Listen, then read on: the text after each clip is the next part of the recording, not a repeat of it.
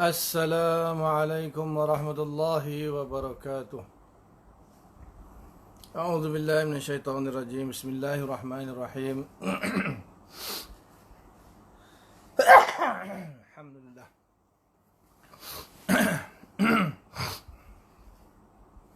Innal hamdalillah nasta'inuhu wa nastaghfiruhu wa nu'minu bihi wa natawakkalu 'alaihi.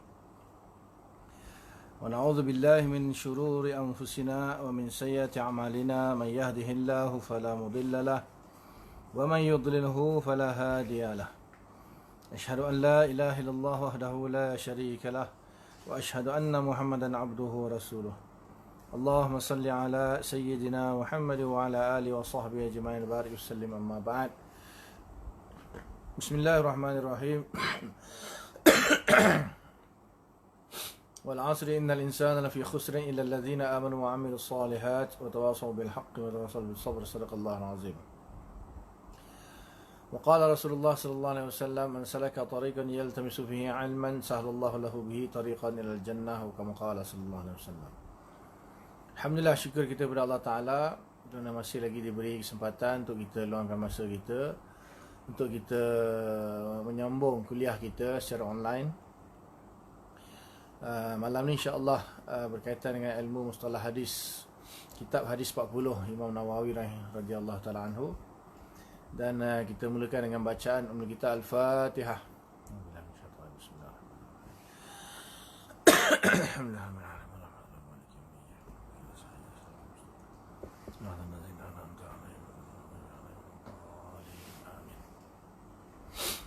Surat 28, tajuk kita malam ni ialah hadis mursal dan beberapa tajuk yang lain lagi. Di sini ada banyak lah, 1, 2, 3, 4, 5, 6 tajuk insya-Allah. Ringkas-ringkas saja. Cuma tajuk terakhir tu agak panjang lah, itu maudhu', hadis maudhu'. Yang lain semua ringkas-ringkas sekadar kita kenal lah istilah hadis tersebut. Yang pertama ataupun nombor 8 lah, dalam kitab dia tulis tu nombor 8, hadis mursal. Iaitu perkataan seorang tabi'in. Siapa itu tabi'in? Kat bawah tu dia ada tulis, iaitu orang yang tidak berjumpa Nabi tetap mendengar hadis dari sahabat, tetapi mendengar hadis dari sahabat. Kelompok yang bertemu dengan Nabi itu dipanggil sahabat. Yang tak sempat bertemu dengan Nabi, Nabi sudah pun wafat, maka dipanggil tabi'in. Mereka ni bertemu dengan sahabat lah. Jadi ketika seorang tabi'in yang sudah tentu tidak bertemu dengan Nabi sallallahu alaihi wasallam, apabila dia berkata telah bersabda Nabi sallallahu alaihi wasallam demikian, maka yang ia riwayatkan itu dinamakan hadis mursal. Iaitu hadis yang dilangsungkan atau diteruskan kepada Nabi sallallahu alaihi wasallam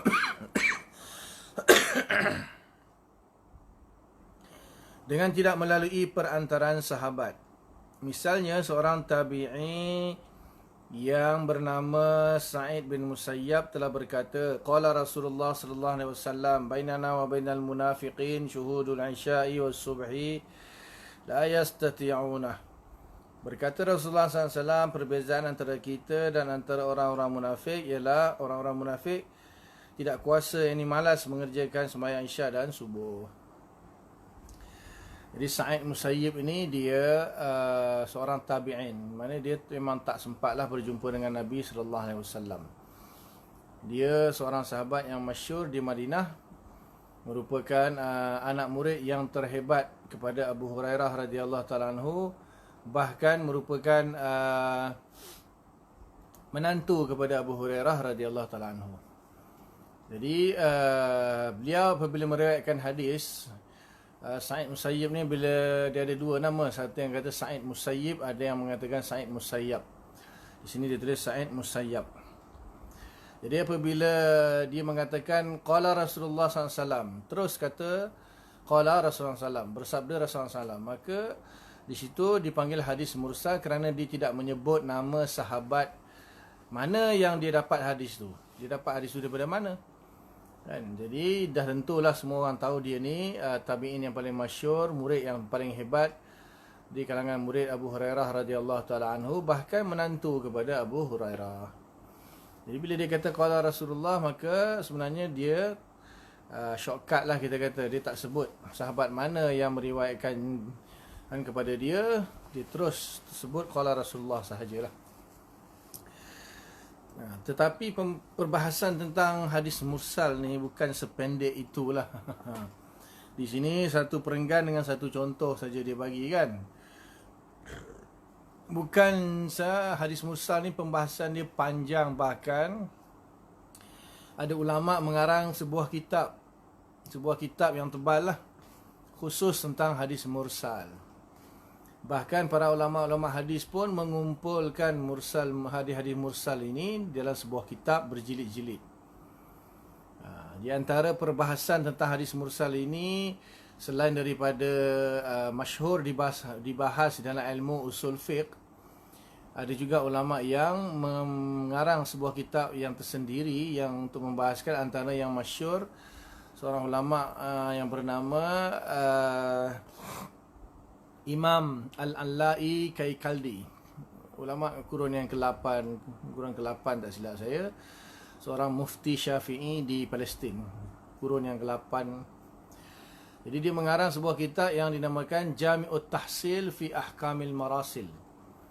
Jami'ut Tahsil fi Ahkamil Marasil. Tebal, dalam beratus-ratus muka surat lah. Jadi di situ dibahas segala yang berkaitan dengan hadis mursal. Jadi kalau kita ni sekadar nak kenal je, maknanya bila disebut hadis mursal, iaitu kita faham hadis itu seorang tabi'in merafa'kannya kepada Nabi. Maksudnya meriwayatkan hadis dengan menyebut nama Nabi tanpa menyebut nama sahabat yang mana dia perolehi hadis tersebut. Sebenarnya hadis mursal ni banyak jenis. Ada mursal sahabi, ada mursal tabi'in. Yang disebut sini mursal tabi'in. Ada lagi satu dipanggil mursal sahabi. Mursal sahabi ini maksudnya ada sahabat yang meriwayatkan hadis daripada Nabi, tetapi sebenarnya sahabat itu tidak mendengar daripada Nabi, tetapi sahabat itu mendengar dari sahabat yang lain. Tetapi ketika meriwayatkan, dia tak sebut nama sahabat itu, dia terus sebut qala Rasulullah SAW. Sama saja macam tabi'in punya hadis mursal, tetapi tabi'in punya hadis mursal tu ada lagi yang kemungkinan lain. Kalau sahabat tak kisahlah seorang ke dua orang ke, yang contohnya lah Ibnu Abbas dengar daripada Ibnu Umar, Ibnu Umar dengar daripada Aisyah, Aisyah dengar daripada Rasulullah. Tapi bila Ibnu Abbas dah riwayatkan, dia kata qala Rasulullah. Dia tak sebut Ibnu Umar, dia tak sebut Aisyah. Boleh je. Tak ada masalah kalau sesama sahabat, tak ada masalah.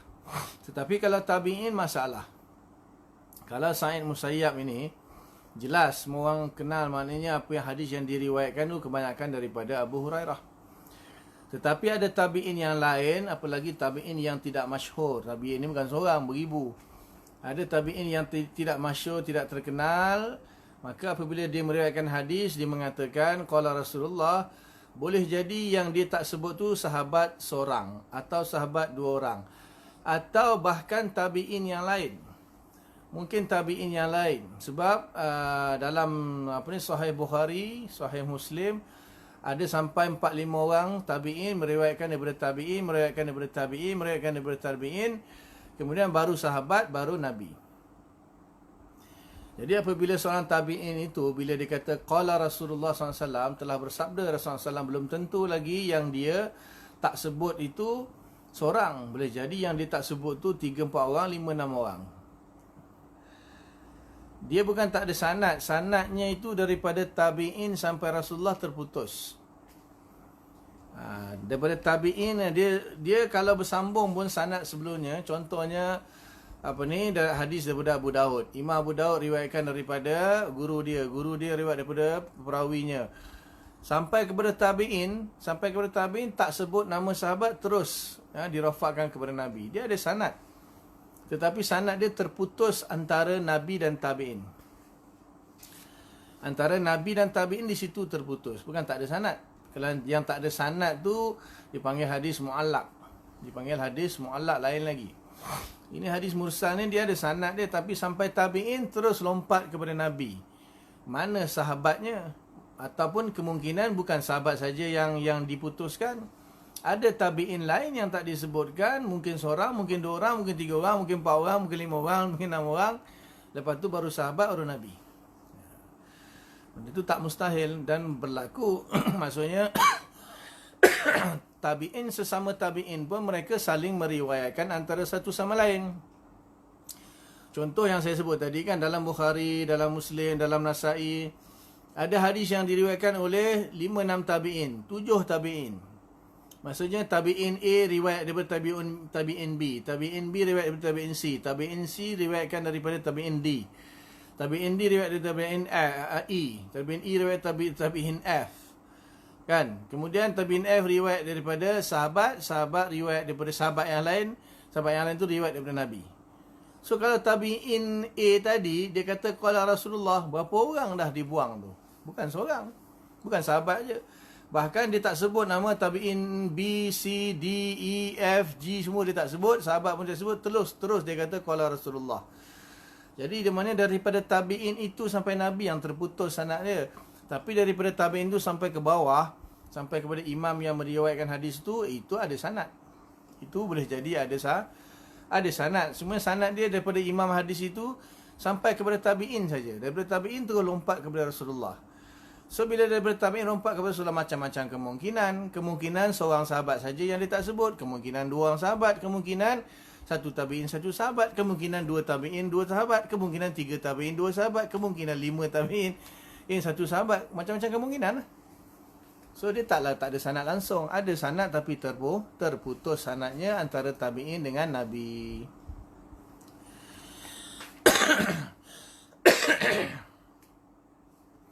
Jadi Imam Syafi'i radhiyallahu ta'ala anhu, dia ni berhujjah dengan hadis mursal yang diriwayatkan oleh Sa'id Musayyab saja. Hadis mursal yang lain Imam Syafi'i kata tidak boleh dipakai begitu sahajalah. Maksudnya perlu diteliti dulu. Kalau ada hadis-hadis mursal daripada tabi'in selain tabi'in Sa'id Musayyab, mesti dikaji terlebih dahulu. Adakah ada tabi'in tadi dia tidak menyebut sahabat itu sebenarnya memiliki sanad, tetapi dia tak sebut saja, dia shortcut saja, ataupun dia sengaja tak sebut kerana kalau disebut nanti kantoi ada tabi'in yang lain yang kalau dia sebut, perawi-perawi tersebut akan mencacatkan sanad tadi, akan menyebabkan hadis jadi dhaif. Maka dia tak sebut. Perlu dikaji dulu. Tapi kalau Sa'id Musayyib ni terkenal. Dia biasanya dia akan riwayatkan daripada Abu Hurairah, dan kemudian dia tak sebut nama Abu Hurairah, dia terus sebut qala Rasulullah. Tapi kalau tabi'in yang lain, Imam Syafi'i kata tak boleh diterima, perlu dikaji dululah, bukan ditolak begitu saja, bukan ditolak mentah-mentah. Dikaji dulu. Tabi'in yang lain kalau kata qala Rasulullah, dikaji dulu. Siapa yang dia buang tu? Sahabat Nabi yang dibuang tu seorang ke, dua orang ke, ataupun ada tak tabi'in yang lain yang dibuang? Kalau ada, berapa orang? Kalau ada tiga orang tu dikaji siapa tu yang dia buang tu. Kalau semuanya siqah yang dia buang tu, tak apa. Kalau dikenal pasti, maksudnya bila dia teliti kan, rupanya ada sanad. Ada sanad, tapi dia malas nak sebut lah. Macam kita lah, kita kena bagi ceramah kan, bagi kuliah, bagi ceramah. Saya sendiri kan, qala Rasulullah SAW, ada hadis Nabi kata, terus saya kata Nabi kata, daripada mana saya dengar Nabi kata kan. Macam itulah. Tabi'in pun kadang-kadang dia sebut qala Rasulullah, maknanya dia bukan tak nak sebut sanad itu. Boleh jadi dia saja tak nak sebut kerana panjang sangat kalau nak sebut. Boleh jadi memang sengaja tak nak sebut. Macam-macam keadaan lah, macam-macam kemungkinan. Maka perlu dikaji terlebih dahulu sebelum diterima riwayat hadis mursal yang lain selain mursal Sa'id Musayyab oleh Imam Syafi'i. Begitu juga ulama-ulama yang lain. Mereka juga asalnya tiga mazhab lain tu menerima hujjah hadis mursal, tetapi dalam masa yang sama mereka mengkaji jugalah. Maknanya boleh jadi hadis itu terputus, ataupun perawi yang tidak disebutkan namanya itu mungkin perawi yang tidak siqah, tidak dhabit. Maka akhirnya hadis itu tidaklah menjadi hadis yang sahih. Faham Panjang sebenarnya perbahasan hadis mursal ni. Itu sedikit sebanyaklah tambahan daripada saya lah. Okay, kita masuk kepada nombor 9, hadis muttasil. Hadis yang muttasil, dari segi makna muttasil ni bersambung lah. Maksudnya sanadnya dia bersambung, tidak terputus. Iaitu hadis yang berhubungan sanadnya atau bersambung lah. Ini bahasa kita bersambung, dia berhubung. Bersambung sanadnya, tiap-tiap orang yang meriwayatkannya mendengar terus dari orang yang meriwayatkannya kepadanya sehingga sampai kepada Nabi atau kepada sahabat. Misalnya hadis la yu'minu ahadukum hatta yuhibba li akhihi ma yuhibbu li nafsihi, rawahul Bukhari dan Muslim dari Anas bin Malik radhiyallahu taala anhu dari Nabi sallallahu alaihi wasallam. Ini hadis muallaq. Ini hadis muallaq. Contohnya dia yang dibagi hadis muallaq. Masalah kitab ni. Dia kata la yu'minu ahadukum hatta yuhibba li akhihi ma yuhibbu li nafsihi, rawahul Bukhari dan Muslim. Riwayat Bukhari dan Muslim dari Anas bin Malik. Nampak tu, daripada Bukhari Muslim, daripada Anas bin Malik. Itu jauh tu. Dekat 200 tahun tu. Dekat 100 tahun lebih, hampir 200 tahun tu. Dia tak sebut sana. Ini contoh hadis muallaq sebenarnya. Dia hanya sebut Imam Bukhari, Imam Muslim, kemudian terus sebut daripada Anas bin Malik, daripada Nabi. Yang mana lagi di antara Imam Bukhari Muslim sampai ke Anas bin Malik itu mana sanadnya? Dia tak sebut. Tapi dia bagi contoh hadis muttasil lah. Itu masalah dia. Sepatutnya dia bagi sanad ini. Seolah-olah dia nak kata hadis ni hadis muttasil. Kalau nak cari sanad dia, pergi buka Bukhari, buka Muslim, akan ada sanadnya di situlah. Tapi kalau biasanya kalau kita nak bagi contoh, bagilah sanad yang bersambung. Di sini langsung tak sebut. Contoh ini sesuai untuk hadis muallaq, dia panggil hadis muallaq. Sanadnya ada tapi tak disebut. Sanad dia ada Bukhari Muslim, mestilah ada sanad. Mana ada Imam Bukhari Muslim, mana jumpa dengan Anas bin Malik, sahabat Nabi. Jadi sebenarnya tak sesuai lah contoh yang dia bagi. Sepatutnya dia bagi satu contoh yang sebutlah setiap sanad itu Nabi Bukhari dengar daripada siapa sampai Anas bin Malik, sampai Nabi. Begitu je hadis riwayat Imam Muslim. Tapi itulah dia, terlepas pandang kot. Ataupun dia nak bagi tahu kalau nak tengok sanad dia yang muttasil itu, tengok dalam kitab Bukhari Muslim ada sanad dia. Dia pun ringkas juga, malah nak sebut sanad dia. Okey, itu hadis muttasil. Maksudnya hadis muttasil ni mesti bersambung daripada siapa kepada siapa kepada siapa, semuanya bersambung. Maksud bersambung di sini betul-betul orang tu dengar. Maksudnya face to face lah dia dengar hadis tu. Bukan dia langkau-langkaunya, dia tak sebut orang ni, dia sebut orang yang atas dia lagi. Tak, itu tak boleh. Ini kalau hadis muttasil, maksudnya semua sanadnya bersambung. Setiap perawi sanadnya bersambung. Yang ke-10, hadis mahfuz. Hadis mahfuz. Kalau dari segi bahasa, mahfuz tu maksudnya terpelihara lah. Terjaga atau terpelihara. Iaitu hadis yang terpelihara, iaitu orang yang meriwayatkan hadis itu orang yang kepercayaan, orang yang dipercayai lah. Bahasa pun pelik bahasa ni. Orang ke Indonesia kot. Orang yang kepercayaan, orang yang dipercayai, yang tidak menyalahi akan golongan kepercayaan yang lain. Yang tidak akan menyalahi golongan yang dipercayai yang lain daripadanya dengan menambah atau mengurang. Dengan menambah atau mengurang. Misalnya seperti hadis yang ketiga dalam kitab ini, iaitu hadis Buniyal Islamu ala khamsin ila akhiril hadis. Hadis riwayat Bukhari Muslim dari Abdullah bin Umar Al-Khattab radhiyallahu taala anhuma. Lebih kurang je, cuma kita kata dia terjaga hadis itu, maknanya piau. Tadi kan muttasil tu sanadnya bersambung. Mahfuz ni lebih kepada matan hadis itulah. Sanadnya bersambung dan matan hadis itu memang sebiji lah. Tidak ada penambahan, tidak ada pengurangan daripada kata-kata Rasulullah. Itu dia panggil hadis mahfuz. Maksudnya sebiji lah, macam mana Nabi kata. Hadis tu macam tu lah. Dia panggil hadis mahfuz. Sebab kadang-kadang ada hadis yang diriwayatkan bukan secara lafaz biji, secara makna. Maknanya Nabi cakap perkataan lain, dia sebut perkataan tapi makna tak lari lah. Maknanya tak lari. Itu dipanggil riwayat bil makna. Di sini hadis mahfuz seolah-olah hadis yang sebiji lah, dia punya lafaz tanpa ada pengurangan ataupun penambahan. Yang ke-11 hadis jayyid. Yang ke-11 hadis jayyid, iaitu hadis yang dikatakan baik dan sahih oleh ahli-ahli hadis. Misalnya seperti hadis yang kelima dalam kitab ini, iaitu hadis man ahdasa fi amrina. Hadis riwayat Bukhari dan Muslim dari Aisyah radhiyallahu taala anha. Jayyid. Maksudnya di sini sahih lah, dah riwayat Bukhari Muslim tu apa lagi kan. Tapi ada ulama yang sanad jayyid. Sebenarnya kalau nak ikutkan hadis jayyid ni selain daripada hadis Bukhari Muslim sepatutnya lah. Sebab apa? Jayyid tu maknanya baik. Jayyid itu baik.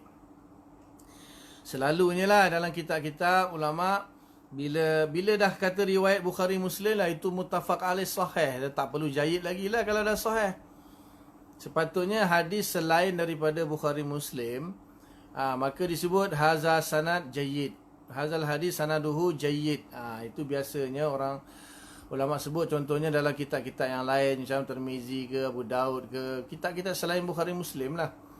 Sebab kalau Bukhari Muslim semua orang tahu dah sahih. Sepakat dah Bukhari Muslim sahih.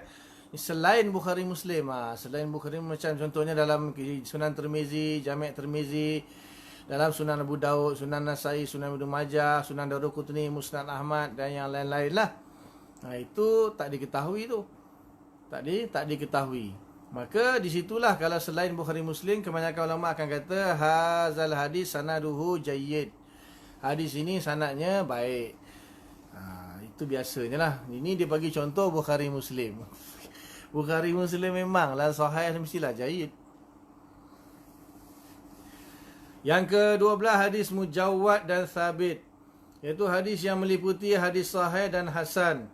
Iaitu hadis sahih dan hadis hasan dinamakan juga hadis mujawwad dan hadis sabit.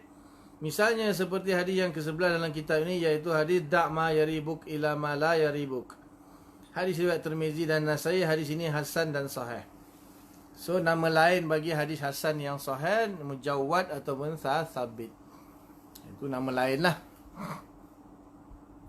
Yang ke-13 hadis maudhu'. Ini panjang perbahasan dia.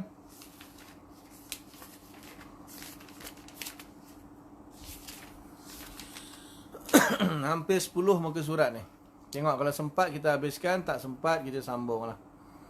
Hadis maudhu' maksudnya ini memang pembahasan dia panjang lah. Hadis palsu, iaitu hadis atau perkataan seseorang yang dikatakan hadis Nabi SAW, padahal itu bukanlah hadis Nabi, yang demikian teranglah palsunya. So sebenarnya kalau bila kita sebut hadis, apa makna hadis? Hadis itu percakapan. Hadis itu dalam bab ni lah, dalam bab ilmu hadis dia panggil percakapan lah. Penceritaan ataupun percakapan, itu hadis.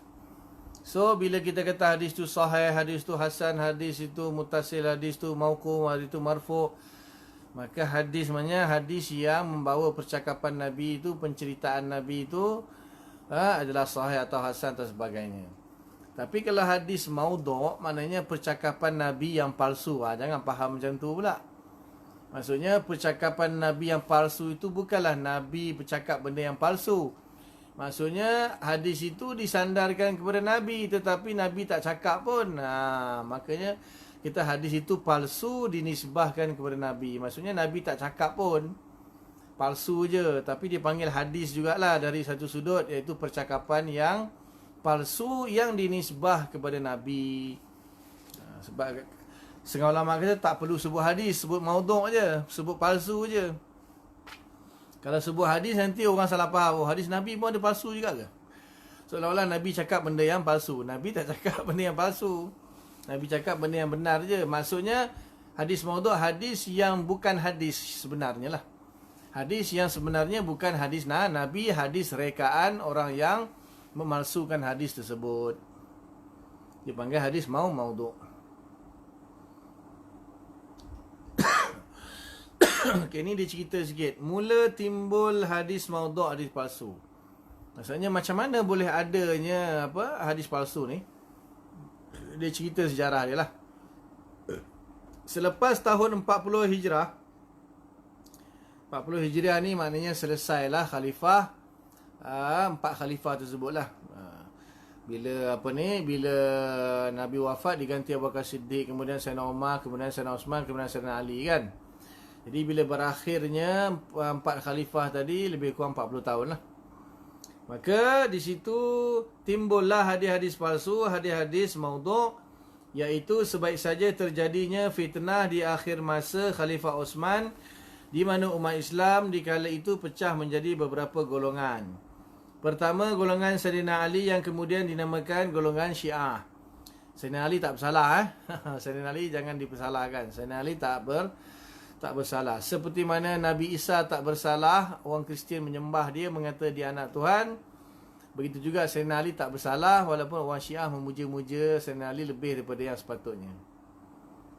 Yang kedua, golongan Khawarij yang menentang Ali dan Muawiyah radhiyallahu taala anhuma. Dan yang ketiga, golongan yang memegang tampuk kerajaan pada masa itu. Muawiyah, lepas tu kan, lepas Sayyidina Ali dibunuh, kemudian Hasan ambil alih sekejap 6 bulan, lepas tu letak jawatan, Muawiyah lah yang ambil tampuk pemerintahan. Dia tukar sistem daripada khalifah kepada sistem beraja. Kemudian diteruskanlah anak dia Yazid dan seterusnya. Kemudian dipanggil kerajaan Bani Umayyah ataupun Umayyah. Kemudian setelah tu ambil alih pula kerajaan Bani Abbasiyah. Kemudian last sekali kerajaan Turki Utsmaniyah. Perpecahan tersebut menyebabkan timbulnya perasaan mempertahankan aliran faham masing-masing. Dan untuk ini mereka bertindak membuat dan mengadakan hadis-hadis palsu dan menyebarkan ke dalam masyarakat. Maka mulai masa tersebut terdapatlah hadis-hadis riwayat yang sahih dan palsu. Jadi bila berlaku perpecahan, masing-masing nak mendakwa dia benar, tak ada lain cara-cara melainkan dia kata Nabi kata kelompok aku yang paling benar. Nabi kata kelompok dia orang tu sesat. Dia guna nama Nabi. Sebab orang awam akan percayalah bila sebut nama Nabi. Jadi demi nak mempertahankan kelompok masing-masing, guna nama Nabi. Maka muncullah hadis palsu. Mula-mula hadis palsu itu diadakan untuk memuji dan mendewa-dewakan peribadi orang-orang yang mereka agung-agungkan.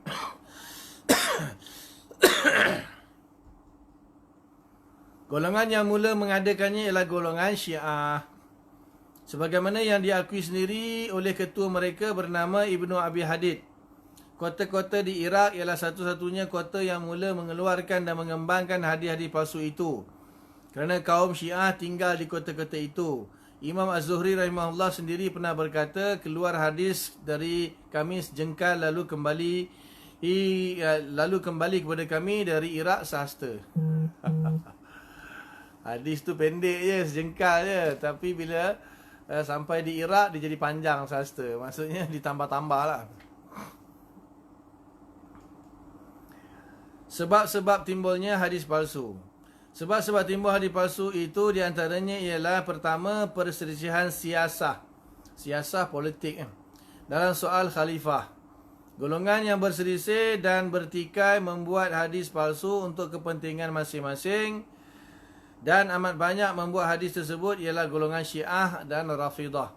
Rafidah ni Syiah lah, tapi dia lah yang Syiah yang paling ekstrim lah. Syiah yang paling ekstrim. Mereka telah mengadakan hadis untuk menegakkan faham mereka mengenai peribadi Sayyidina Ali radhiyallahu taala anhu. Golongan Syiah berkata, man arada an yanzura ila Adam fi ilmihi wa ila Nuhin fi taqwahu wa ila Ibrahim fi ilmihi wa ila Musa fi haibatihi wa ila Isa fi ibadatihi falyanzur ila Ali.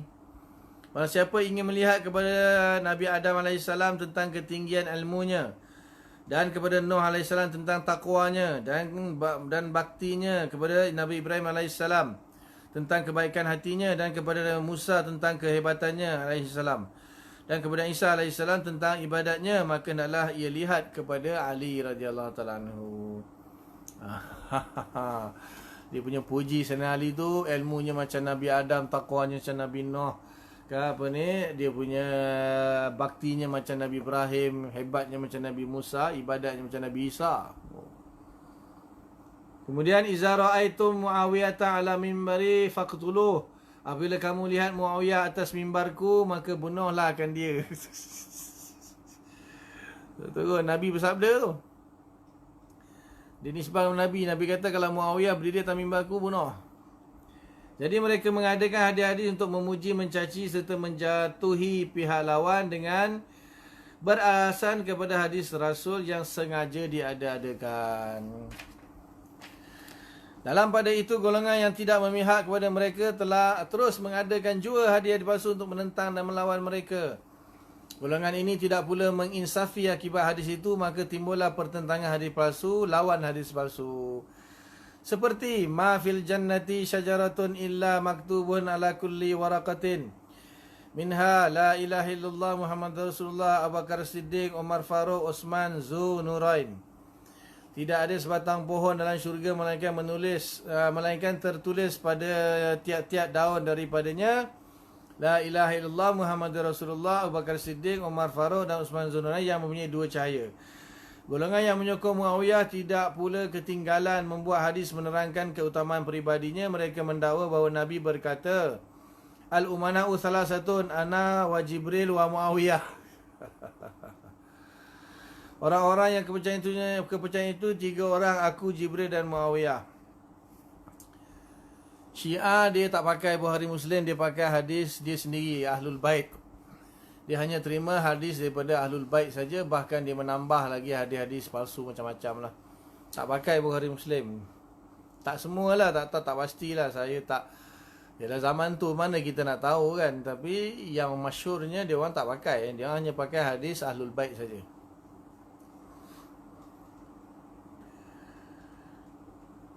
Kemudian Muawiyah ialah seorang khalifah Daulah Bani Umayyah. Penyokong yang taksub kepadanya mengadakan hadis untuk menguatkan kedudukannya dalam pemerintahan. Sebaliknya, golongan yang menyokong Daulah Bani Abbasiyah mendakwa bahawa Nabi ada berkata menerangkan kedudukan Bani Abbas dalam pemerintahan. Hadis adalah seperti berikut, Al-Abbasu wasiyati wa warisi. Abbas itulah orang yang memelihara, yang ini mengurus wasiatku, dan orang yang mengambil pusaka dariku. Okay, itu beberapa contoh hadis palsu yang dibuat oleh puak-puak yang gila kuasa lah. Bukan dia punya pengikut dia. Mengikut dia nak menyokong dia punya fahaman dia, kelompok dia buat dia palsu lah.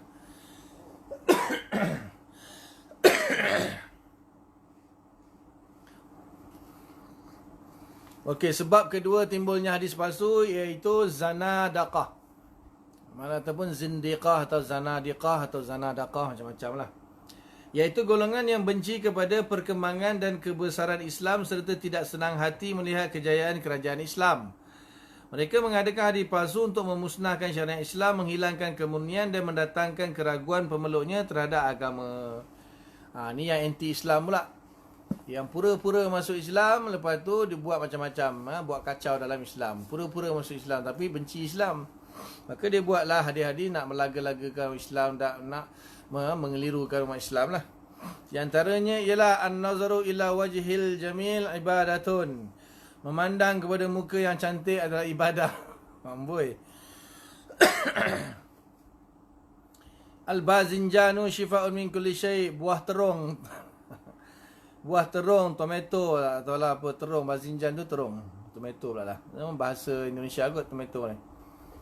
Iaitu penyembuh segala sesuatu. Macam-macam. Dan banyaklah lagi hadis-hadis yang seperti itu yang mereka masukkan dalam urusan i'tiqad, akhlak, ubat-ubat dan perkara hukum halal dan haram. Yang ketiga, Asabiyah. Yang ketiga, Asabiyah.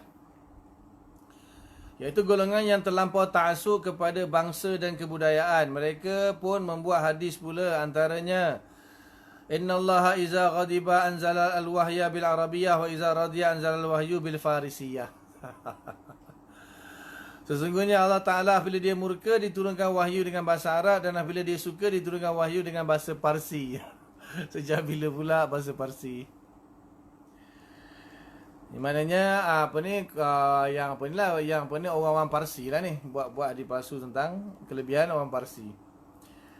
Asabiah.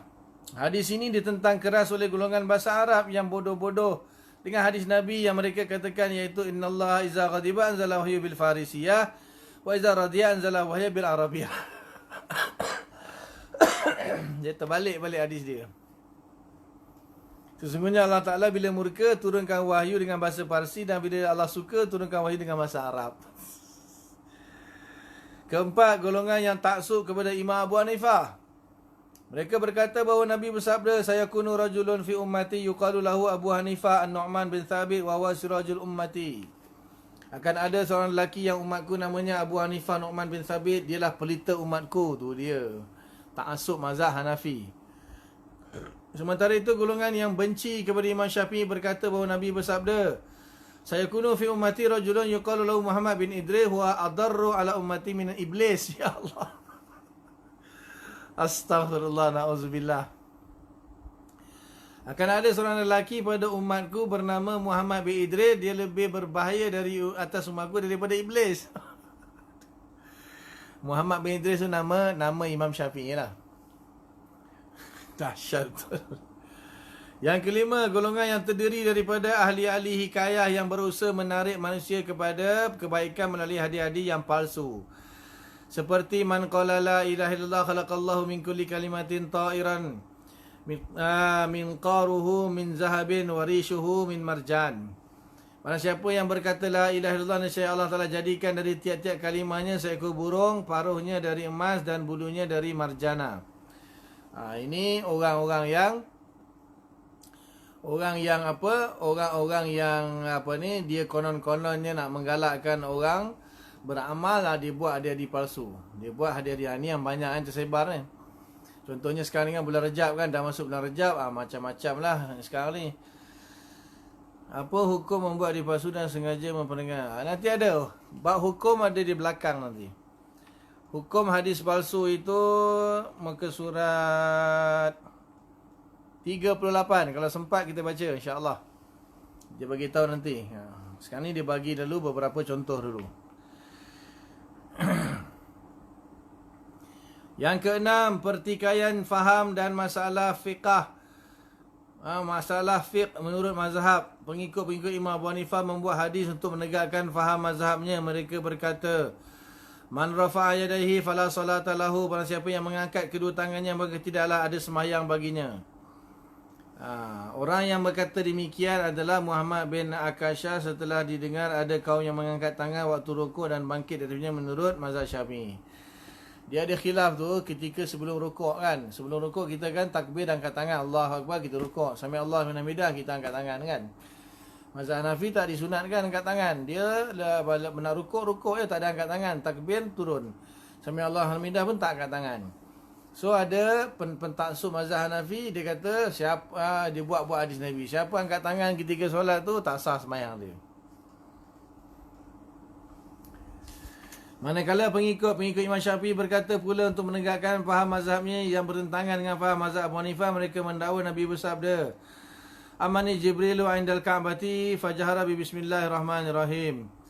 Jibril telah mengimamkan, aku berimamkan kepada Jibril di sisi Kaabah, maka ia menyaringkan bacaan bismillah.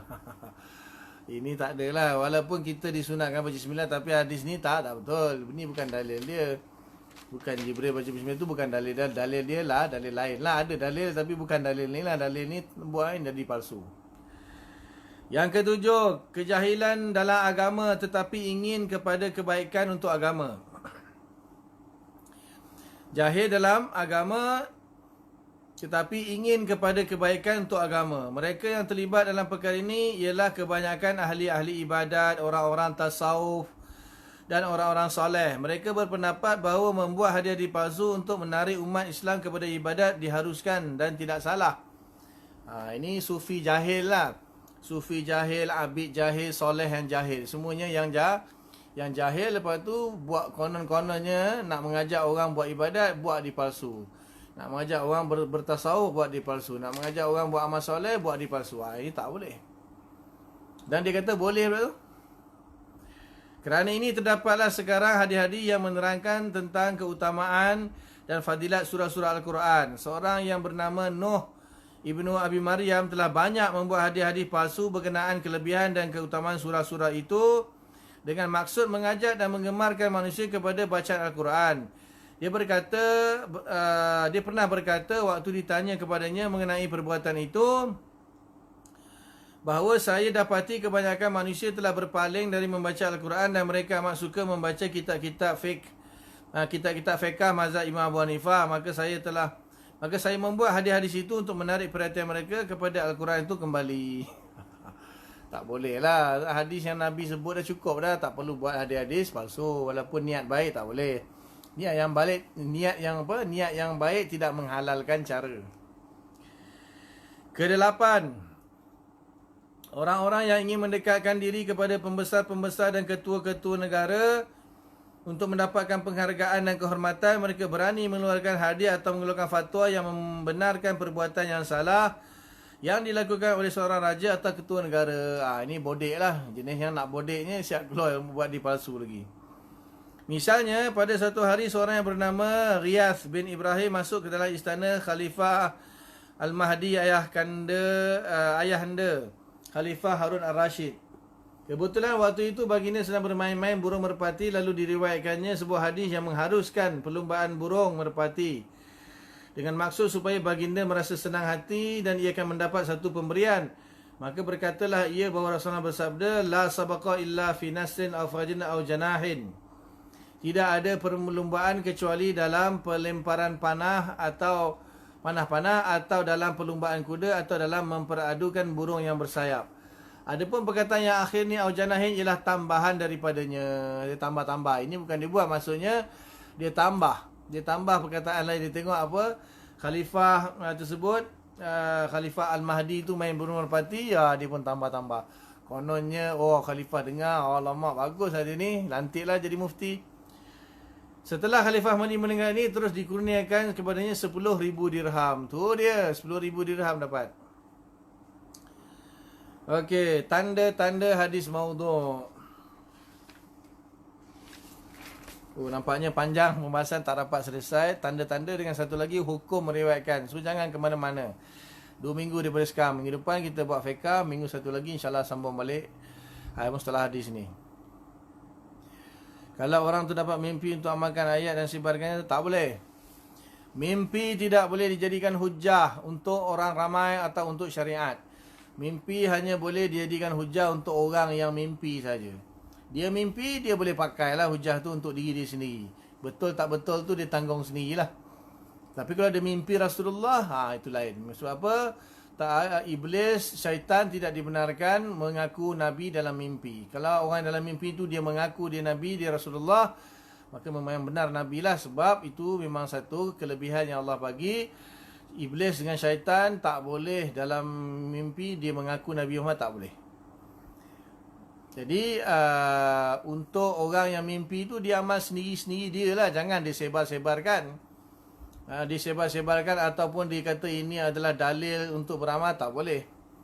Kecuali kalau anak dia ke, dia nak suruh anak dia ke, tak apalah, kawan-kawan ke. Tetapi itulah mimpi tidak boleh dijadikan hujah untuk hujah syar'i lah. Tak boleh. Tak ada, ulama dah sepakat tolak mana mimpi bukan hujah. Mimpi tu untuk orang tu saja. Dia mimpi Rasulullah suruh dia amal tu, amal ni, ya dia amalkan lah. Kalau dia nak sampaikan pun, dia kena beritahu lah, aku mimpi Rasulullah kata buat tu, buat ni, buat tu, buat ni kepada kawan-kawan dia lah. Tapi dia tak boleh jadikan sebagai hujah. Kita disunatkan untuk melakukan ni kerana dalilnya aku mimpi Rasulullah kata kena buat begini. Tak ada, tak boleh. Mimpi tak boleh. Ada pembahasan panjang dalam bab mimpi ni. Sebab apa? Kalau semua orang boleh dakwa dia mimpi Rasulullah, jadi semua orang dakwa dia mimpi Rasulullah, Rasulullah suruh buat begitu begini, tak bercanggah jadi jawabnya. Jadi untuk amalkan sendiri-sendiri tak apa. Kalau disebarkan pun di kalangan kawan-kawan ke anak-anak yang mau terima lah. Kalau orang tak terima, tak boleh paksa lah. Kalau dia cari orang tak semestinya, boleh-boleh. Carilah orang yang betul-betul soleh, yang takwa, yang warak lah. Dan tanya seorang saja, jangan tanya banyak orang. Tanya banyak orang nanti dia pening. Seorang kata lain, seorang kata lain. Cari orang yang paling soleh, yang sudah berumur, yang sudah pun betul-betul warak, yang zahirnya kita nampak dia memang orang yang soleh warak, boleh tanya. Tak ada masalah. Wallahu a'lam. Nanti kita sambung lagi. Panjang lagi ni. Lagi 1, 2, 3, 4 muka surat setengah lagi. Tak sempat nak baca dah. Pukul 10 dah. Sejam lebih dah. InsyaAllah kita sambung pada 2 minggu akan datang. Tajuk dia tanda-tanda hadis maudhu'. Dan kemudian terakhir soalan tadilah. Hukum meriwayatkan hadis maudhu' nanti akan ada pada akhir pembahasan. Lepas tu selesai lah. Lepas tu selesai bab ni, dia akan cerita tentang riwayat ringkas, riwayat hidup lah imam-imam yang 6 yang masyhur itu. Kemudian tentang Imam Nawawi. Kemudian Muqaddimah Imam Nawawi, baru masuk hadis 40. Faham Jadi setakat itu dulu. Apa yang baik daripada Allah Ta'ala, apa yang tak baik kelemahan saya lah. Minta ampun kepada Allah, minta maaf kepada semua. Mudah-mudahan Allah bagi taufik. Kita faham, akan sampaikan. Kita tangguh dengan kafarah majlis. Subhanallah bihamdika, nasyhadu an la ilaha illa anta, nastaghfiruka wa natubu ilaik. Subhana rabbika rabbil izzati amma yasifun. Wassalamun alal mursalin walhamdulillahirabbil alamin. Assalamualaikum warahmatullahi wabarakatuh. Okey, terakhir. Memang kebanyakan hadis tentang bulan Rajab ni kebanyakannya palsu. Imam Ibnu Hajar. Imam Ibnu Hajar Asqalani ada kitab dia. Saya ada kitab dia. Dia kumpulkan hadis-hadis palsu yang berkaitan dengan bulan Rajab. Tetapi kena ingatlah, maknanya di sini bukanlah bererti bila ada hadis palsu tentang bulan Rajab berarti kita tak boleh beramal langsung dalam bulan Rajab. Ini masalah besar dia. Ada golongan yang konon-kononnya beria-ria menyebarkan mengatakan hadis-hadis palsu tentang bulan Rajab tu. Tetapi akibat dia, orang nak beramal pun takut. Sedangkan sabit pada bulan Rajab ini ada amalan-amalan yang disunatkan. Contohnya puasa lah. Disunatkan berpuasa pada bulan-bulan haram. Dan bulan Rajab ni termasuk daripada bulan haram. Maka kita niat je lah puasa bulan haram. So tanpa kita perlu berniat dengan hadis-hadis palsu tersebut. Jadi dia punya kesan dia sampai orang nak beramal, nak puasa pun takut bulan Rajab ni. Sebab apa? Duk beria-ria upload tentang hadis palsu tentang Rajab, hadis palsu tentang Rajab. Biarlah hadis palsu tu palsu. Kita nak beramal lah bulan Rajab. Banyakkan puasa, banyakkan baca Quran, banyakkan sedekah, tak ada masalah. Ini sampai orang nak beramal pun takut. Itu masalah, tak Pikiak lah sikit. Ya, yang kita jangan dilarang menyebarkan hadis palsu saja, tapi bukan sampai tahap macam tu. Jangan lamalah bulan Rajab langsung tak payah beramal. Itu salah. Bulan Rajab ni disunahkan banyak berpuasa. Nak puasa sebulan penuh pun boleh, tak ada masalah. Mazhab Syafi'i boleh berpuasa sebulan penuh bulan Rajab. Tak mampu penuh, separuh ke, selang sehari ke, Isnin Khamis ke, apa ke, boleh. Secara umum hadis sahih dalam Sahih Muslim ada. Ada hadis sahih dan Sahih Muslim boleh berpuasa bulan Rajab. Tak perlu kita bersandar kepada hadis-hadis yang lain. Kita cukup bersandar kepada hadis yang umum mengatakan sunat berpuasa pada bulan Rajab sudah. Maksudnya bulan haram lah. Pada bulan haram, ira Rajab termasuk bulan haram, maka disunatkan puasa. Tak payah kita fikir pasal hadis-hadis palsu ni. Kita buat amalan sebanyak-banyaknya. Kita niat beramal dengan hadis-hadis yang sahih. Hadis yang palsu tu biar dia bersebar, biar dia orang bergaduh dalam Facebook, dalam WhatsApp, dalam apa saja, lantak dia orang lah. Kita berpegang kepada hadis yang sahih yang mengatakan disunatkan memperbanyakkan puasa pada bulan-bulan haram, antaranya bulan Rajab. Wallahu ta'ala alam. Assalamualaikum warahmatullahi wabarakatuh.